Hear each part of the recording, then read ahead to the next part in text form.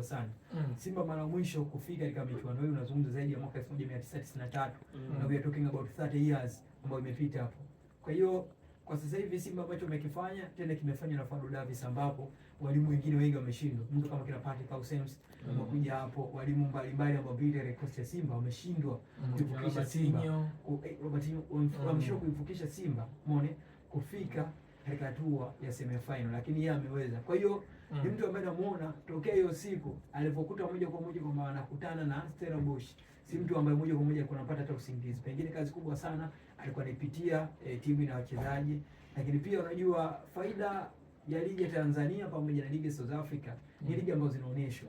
Kwa hiyo unaweza ukapata marejeo ya video mara kadhaa zaidi, tofauti na ligi nyingine ambazo kama timu itacheza katika michuano ya klabu bingwa basi kupata baadhi ya michezo yake ya nyumbani ni shida, lakini kwa Simba unaweza kuona hata opponent wanapata kazi rahisi kuisoma Simba kwa sababu wanatizama mchezo wa Simba sipo, lakini pia Simba